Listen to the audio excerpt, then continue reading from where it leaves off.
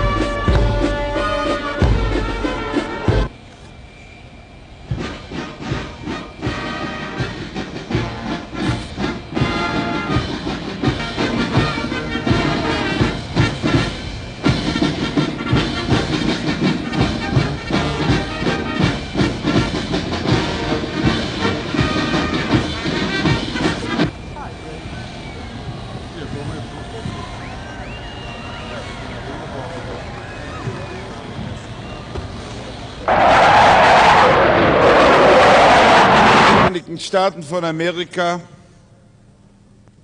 unser Freund Ronald Reagan und ich haben vor wenigen Minuten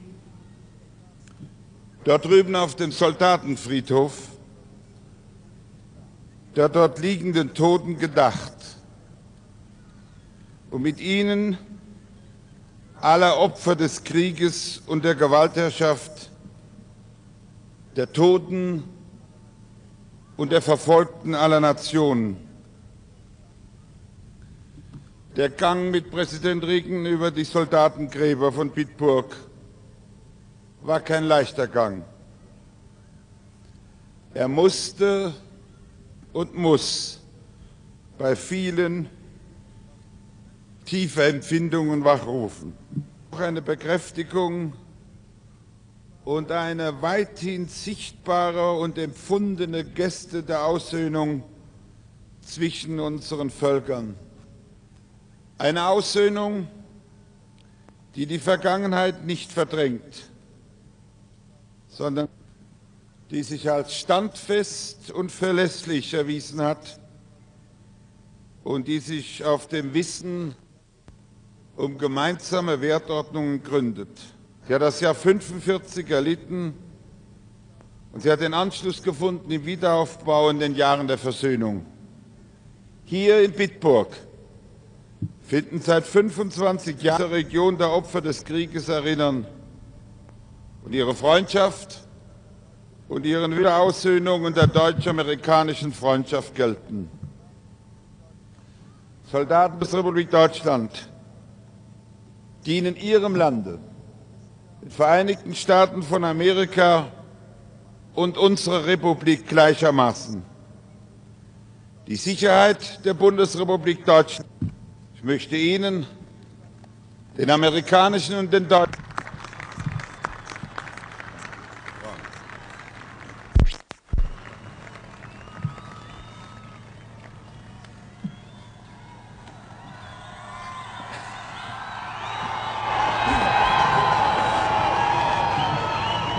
Thank you very much. I have just come from the cemetery where German war dead lay at rest.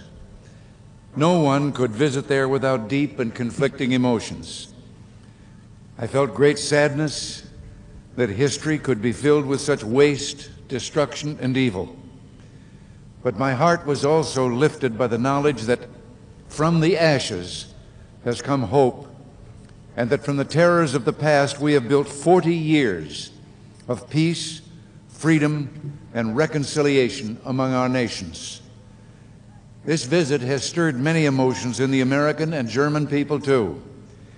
I've received many letters since first deciding to come to Bitburg Cemetery. Some supportive, others deeply concerned and questioning, and others opposed. Some old wounds have been reopened, and this I regret very much, because this should be a time of healing. To the veterans and families of American servicemen who still carry the scars and feel the painful losses of that war, our gesture of reconciliation with the German people today in no way minimizes our love and honor for those who fought and died for our country. They gave their lives to rescue freedom in its darkest hour. The alliance of democratic nations that guards the freedom of millions in Europe and America today stands as living testimony that their noble sacrifice was not in vain. No, their sacrifice was not in vain. I have to tell you that nothing will ever fill me with greater hope than the sight of two former war heroes who met today at the Bitburg ceremony, each among the bravest of the brave, each an enemy of the other 40 years ago, each a witness to the horrors of war. But today they came together, American and German, General Matthew B. Ridgway and General Johannes Steinhoff, reconciled and united for freedom. They reached over the graves to one another like brothers and grasped their hands in peace. We will never forget. I have just come this morning from Bergen-Belsen, where the horror of that terrible crime, the Holocaust, was forever burned upon my memory. No, nevertheless, we can mourn the German war dead today as human beings crushed by a vicious ideology. There are over 2,000 buried in Bitburg Cemetery. Among them are 48 members of the SS. The crimes of the SS must rank among the most heinous in human history. But others buried there were simply soldiers in the German army. How many were fanatical followers of a dictator and willfully carried out his cruel order? However, we know from the dates on their tombstones were only teenagers at the time. There is one boy buried there who died a week before his 16th birthday. There were thousands of such soldiers to whom Nazism meant no more than a brutal end to a short life.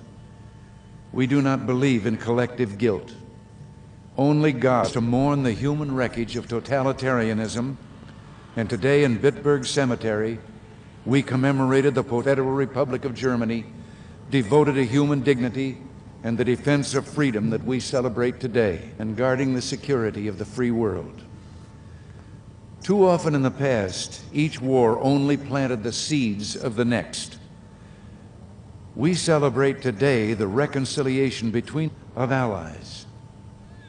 In the place of fear, we've sown trust, and out of the ruins of war has blossomed an enduring peace. Tens of thousands of Americans have served in this town over the years. As the mayor of Bitburg has said, in that time there have been some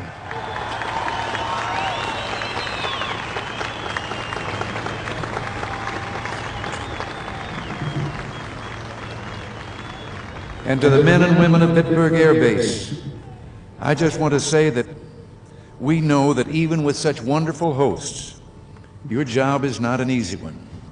You serve around the clock, far from home, always ready to defend freedom.